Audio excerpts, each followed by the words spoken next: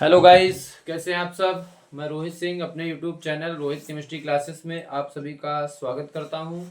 और आज हम लोग क्लास 10th केमिस्ट्री में पिछले 9 वर्षों में जो भी अनसॉल्व पेपर में आईयूपीएससी नेम पूछे गए हैं केमिस्ट्री में, वो सारे हम लोग 2 पार्ट में पढ़ेंगे। आज हम लोग पार्ट 1 पढ़ेंगे, फिर अगला पार्ट 2 पढ़ेंगे। तो हम लोग आईयूपीएससी नेम सीखेंगे, जो जितने भी अनसॉल्व में क्वेश्चन पूछे गए हैं वो सारे आपको कराएंगे, और कैसे क्या नियम लग रहा है ये भी बताएंगे, कैसे नाम लिखेंगे वो भी बताएंगे। ठीक है, जल्दी से वीडियो को लाइक कर दीजिए और ये हम लोग पढ़ते हैं। देखिए आपके सामने कुछ यौगिक की कार्बनिक यौगिकों के नाम नोट हैं और इनके आपको आईयूपीएससी पूछे गए एग्जाम में। ये है आपका CH3COOH, CH3COOH पूछा गया है, क्या होता है। तो इसका जो, क्योंकि आईयूपीएससी नाम ही पूछे गए तो हम तो यहाँ पर आईयूपीएससी नाम है आपको बताएंगे, और जनरल नाम अगर कुछ होता है उसका तो हम उसको आपको ब्रैकेट में बता देंगे। तो देखो, जहां पर ये COOH ग्रुप आ जाता है, ये COOH ग्रुप जहां पर भी आ जाता है तो उसके आईयूपीएससी में हम लोग जब लिखते हैं तो ओइक लगाते हैं। क्या लगाते हैं? ओइक लगाते हैं। किसमें? इसमें ओइक लगाते हैं। तो देखिए यहाँ पर हम लोग पहले कार्बन देखेंगे कितने आए हैं इसमें। CH3COOH में कार्बन परमाणुओं की संख्या हम लोग काउंट करेंगे। तो जिधर से जो क्रियात्मक समूह लगा रहता है उधर से हम लोग काउंट करते हैं। 1 कार्बन और 2 कार्बन इसमें आए हैं। और 2 कार्बन वाला अगर एल्केन हम लोग देखें तो क्या होता है हमारा? एथेन। क्या होता है? एल्केन श्रेणी का जो दूसरा सदस्य होता है क्या होता है, तो आपको पता है ना, पहला मेथेन होता है, फिर ethane, propane, butane, pentane, hexane, heptane, octane, नोनेन, deck. ठीक है, ऐसे चलते हैं। तो यहाँ पर 2 कार्बन वाला एथेन होगा, और एथेन में ही अगर हम ओइक जोड़ देंगे तो क्या हो जाएगा? अगर एथेन और प्लस ओइक कर दें तो क्या हो जाएगा? एथेनोइक नहीं हो जाएगा? क्या हो जाएगा? एथेनोइक। और ये जो ग्रुप है COOH क्रियात्मक समूह जो है कार्बोक्सिलिक समूह, ये अम्ल को प्रदर्शित करता है, जिसका नाम हो जाएगा एथेनोइक। एथेनोइक अम्ल। इसका जो आईयूपीएससी नाम हुआ वो क्या हुआ? एथेनोइक अम्ल। क्योंकि 2 कार्बन है और 2 कार्बन वाला अगर एल्केन का सदस्य हम देखें तो हमारा होता है एथेन, और यहाँ पर COOH आया है तो एथेन में अगर हम ओइक जोड़ेंगे तो बन जाएगा एथेनोइक, और ये COOH ग्रुप अम्ल को प्रदर्शित करता है। तो ये क्या हो गया? एथेनोइक अम्ल।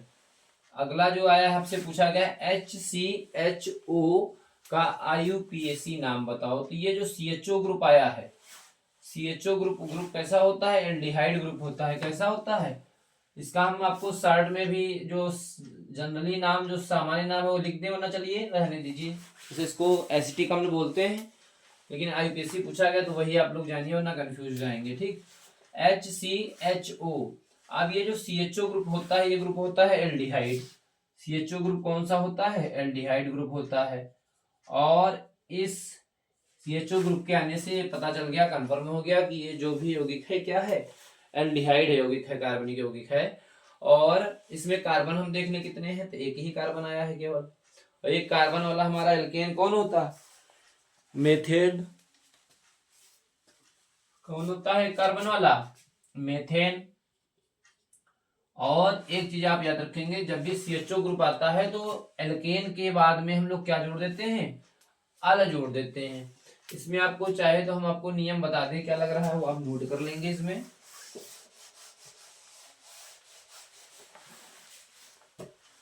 पहले वाले में क्या लगा था? एल्केन में एल्केन और प्लस ओइक। ठीक है, एल्केन में कौन सा एल्केन लिए थे उसका नाम लिख लो, ज्यादा सही रहेगा। एथेन और प्लस ओइक मिलकर ही तो एथेनोइक हुआ है। ठीक है, तो ये इसमें रूल लगा है, इसका आईयूपीएससी नाम है एथेनोइक। ऐसे ही जहां पर CHO ग्रुप आ जाता है तो इसमें क्या करेंगे? मेथेन। एक कार्बन आया है, एक कार्बन वाला एल्केन कौन होता है? मेथेन। और उसमें जोड़ क्या देना है? नल। क्या जोड़ देना है? इसमें जो है आपको जोड़ देना है अल।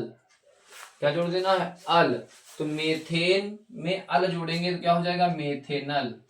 क्या हो जाएगा? मेथेनल।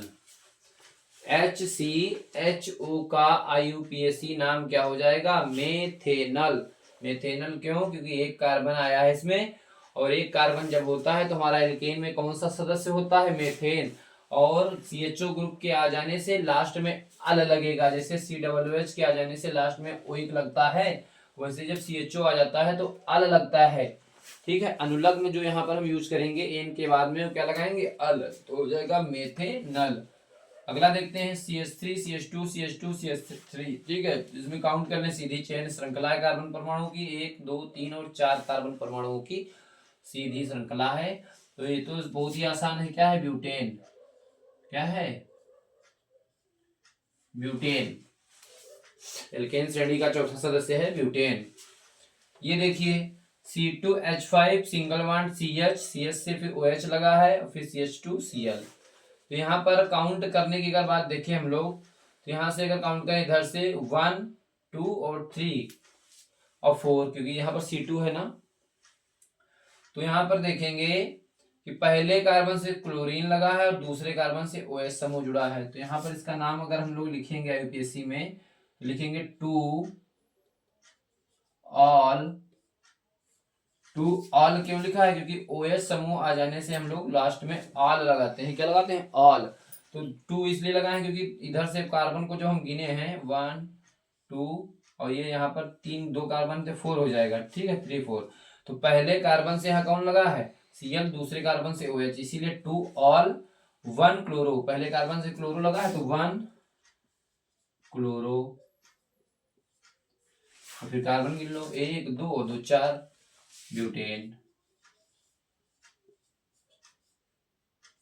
ब्यूटेन। ठीक है, ये देखिए CH3 सिंगल बॉन्ड C, और फिर कार्बन से इसे दोनों तरफ क्या लगा? एक तरफ मेथिल समूह लगा और एक तरफ C2H5 एथिल समूह जुड़ा है और COOH है। ठीक है, तो COOH है, यानी कि कार्बोक्सिलिक समूह आ गया है। इसका मतलब ये क्या है? अम्ल होगा।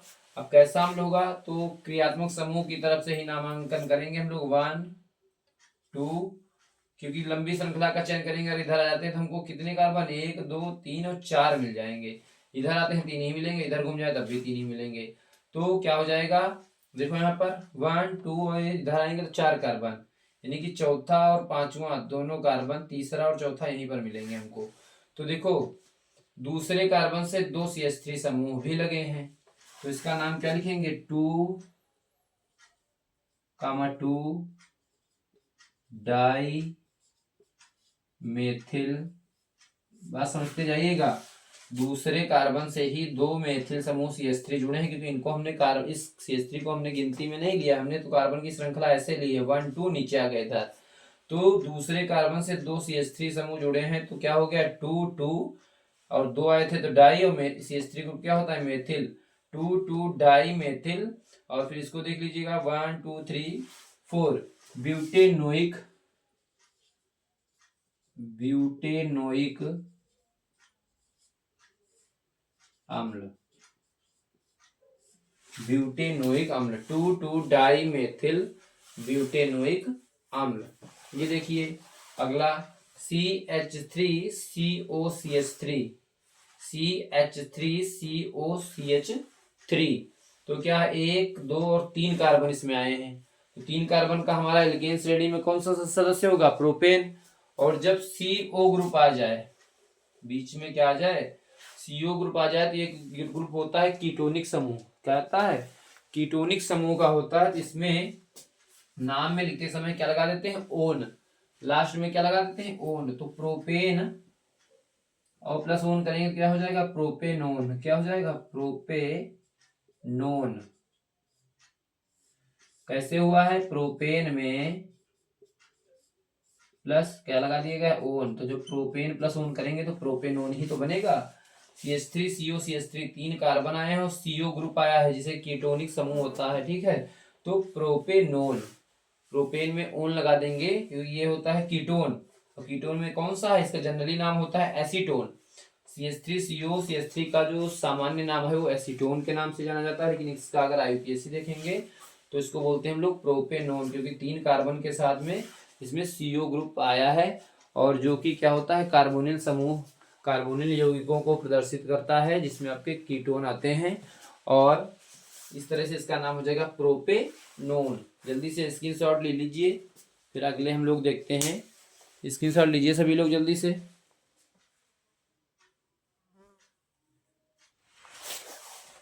देखिए अगला जो आईपीएसी नाम है कार्बनिक यौगिक का, देखिए ये इसमें क्या किया है इन्होंने, खुली श्रृंखला में दे रखा है। अभी सेम हमने इसके पीछे पढ़ा है। देखो इस कार्बन से 3 हाइड्रोजन लगे हैं, इसका मतलब ये क्या है, CH3 ही है। और ये COO है यानी CO। और ये इस कार्बन से 3 हाइड्रोजन लगे हैं, ये भी तो CH3 ही है, तो CH3 CO CH3। अभी पढ़े थे हम लोग एसीटोन, अभी पढ़े थे प्रोपेन, उसको क्या पढ़े थे, प्रोपेनोन। तो यहाँ पर भी ये CH3 CO CH3 ही है, बस इसको खुली श्रृंखला में इन्होंने अलग अलग हाइड्रोजन को बॉन्ड से दिखा रखा है कार्बन की संयुक्ता को प्रदर्शित करते हुए। तो इसका नाम यहाँ पर क्या हो जाएगा, बताओ, प्रोपेनोन 1 2 3, प्रोपेनोन। और इसमें क्योंकि इन्होंने कार्बन को ऑक्सीजन से डबल बॉन्ड से जुड़ता हुआ दिखाया है, तो उसकी पोजीशन बता देनी है। अगर बताना चाहे तो वरना वैसे लिख सकते हैं, प्रोपेनोन 2, क्योंकि जो ओन समूह है कहाँ जुड़ा है, दूसरे कार्बन से। इधर देखेंगे ये भी क्या है, इस कार्बन से 3 हाइड्रोजन जुड़े हैं तो CH3, इस कार्बन से 2 हाइड्रोजन जुड़े हैं CH2 है, इस कार्बन से 2 हाइड्रोजन जुड़े हैं CH2 है, और एक Br लगा है। तो 1 2 3 कार्बन इसमें है, और पहले कार्बन से कौन जुड़ा है, ब्रोमीन। तो क्या है इसका नाम, 1 ब्रोमो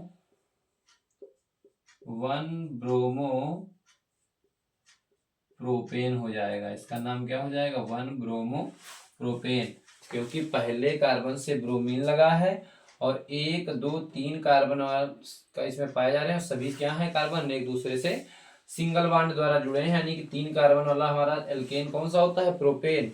तो 1 ब्रोमो प्रोपेन। इधर आ जाते हैं HCOOH, यानी कि फिर COOH ग्रुप, देखो आ गया कार्बोक्सिलिक समूह, और एक कार्बन है और इसमें OH लगाते हैं, तो क्या हो जाएगा इसका नाम, मेथेन में OH जोड़ना है तो मेथेनोइक अम्ल है। ये कैसा अम्ल है, मेथेनोइक अम्ल। इसको आ जाते हैं, देखते हैं, CH3, फिर सिंगल बॉन्ड कार्बन है, कार्बन से 2 CH3 समूह सिंगल बॉन्ड से जुड़े हैं ऊपर नीचे, फिर CH2 सिंगल बॉन्ड CH, फिर ऊपर CH3 जुड़ा है, फिर सिंगल बॉन्ड CH3। तो देखो इधर जिस कार्बन के पास 2 तरफ साइड में लगे हैं एल्किल समूह, उधर से हम लोग अगर कार्बन की नंबरिंग करें तो एक कार्बन, ये दूसरा, ये तीसरा, ये चौथा, और ये 5वां कार्बन। तो दूसरे कार्बन से देखो ऊपर नीचे 2 मेथिल समूह जुड़े हैं, तो क्या हो जाएगा, 2। इसका नाम क्या लिखेंगे, 2, ये देखो 2 बार इसलिए 2 लिखे हैं क्योंकि एक दूसरे ही कार्बन से CH3 ये भी लगा है, ये भी लगा है, तो 2 और 2 लगे हैं तो डाईमेथिल, 2 लगा है तो डाईमेथिल, 2 डाईमेथिल। और फिर देखो चौथे कार्बन से भी एक मेथिल समूह जुड़ा है, 2 डाईमेथिल, 4 मेथिल, चौथे कार्बन से भी मेथिल लगा है तो 4 मेथिल। और फिर क्या है, 1 2 3 4 5 पेंटेन, क्या है, पेंटेन। 2 डाईमेथिल 4 मेथिल पेंटेन, इसका नाम हो गया बहुत ही आसानी से। ये देखेंगे CH3 CH2 COOH, ये भी कार्बोक्सिलिक समूह आ गया यानी कि अम्ल है, और इसमें कार्बन परमाणु कितने हैं, 1 2 3। तो क्या हो जाएगा, ये प्रोपेनोइक अम्ल। प्रोपेन में OH जोड़ेंगे तो प्रोपेनोइक अम्ल, प्रोपेनोइक अम्ल हो जाएगा। इधर देखते हैं, CH3 single bond C, triple bond CH, 3 bond आए हैं कार्बन कार्बन के बीच, यहाँ पर ट्रिपल बॉन्ड CH। तो जहां पर भी ट्रिपल बॉन्ड आ जाता है वो यौगिक कैसे होते हैं, एल्काइन। कैसे यौगिक होते हैं, एल्काइन। जहां पर सारे सिंगल बॉन्ड से जुड़े होते हैं उस यौगिक, वो कार्बनिक यौगिक एल्केन होते हैं। जहां पर कार्बन कार्बन के बीच द्विबंध आ जाए, डबल बॉन्ड आ जाए, वो एल्कीन होते हैं कार्बनिक यौगिक। और जहां पर कार्बन कार्बन के बीच कहीं पर ट्रिपल बॉन्ड आ जाए, 3 बॉन्ड दिखे, तो वो होते हैं एल्काइन। और एल्काइन में कौन सा है, कार्बन गिनेंगे जरा, इसमें 1 2 और 3।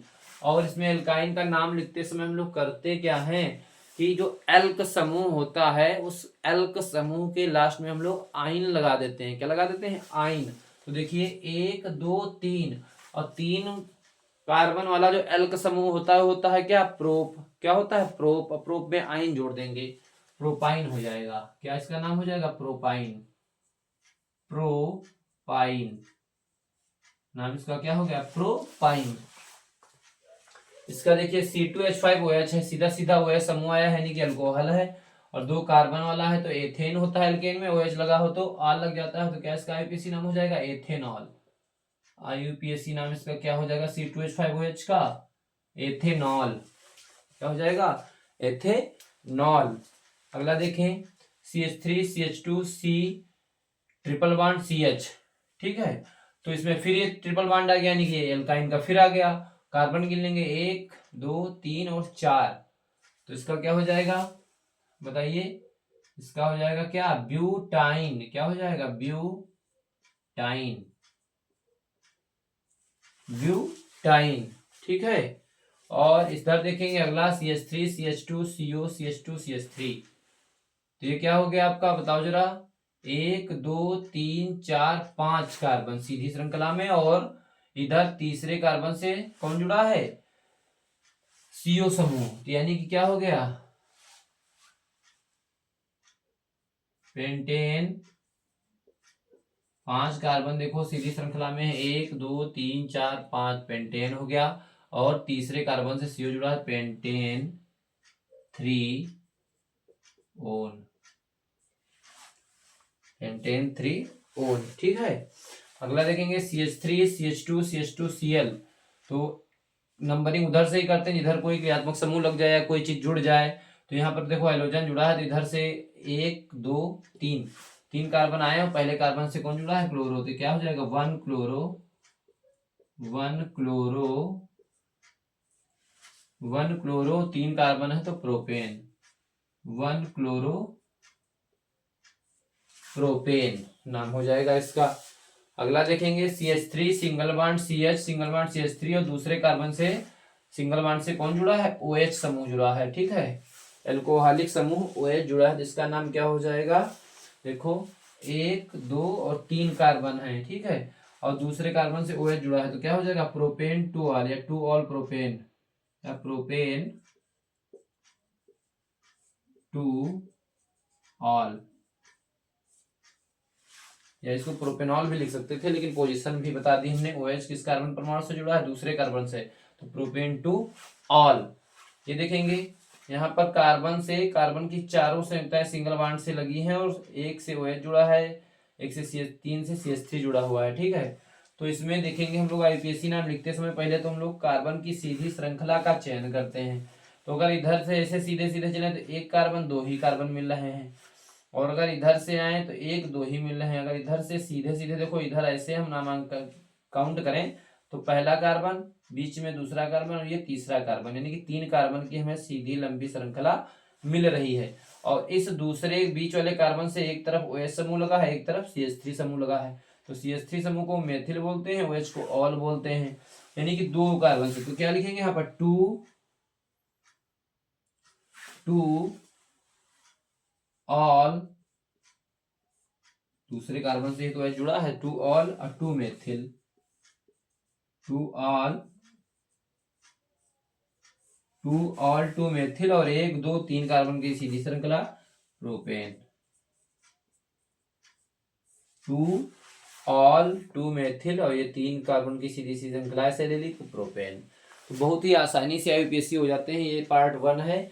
इसके बाद जो और भी 18-20 आईयूपीएसी पूछे गए हैं वो अगले दिन पढ़ाएंगे। थोड़ा गले में प्रॉब्लम है, इसलिए आज इतना ही। Thank you for watching this video. जल्दी से स्क्रीनशॉट ले लीजिएगा सभी लोग, स्क्रीनशॉट ले लो सभी लोग।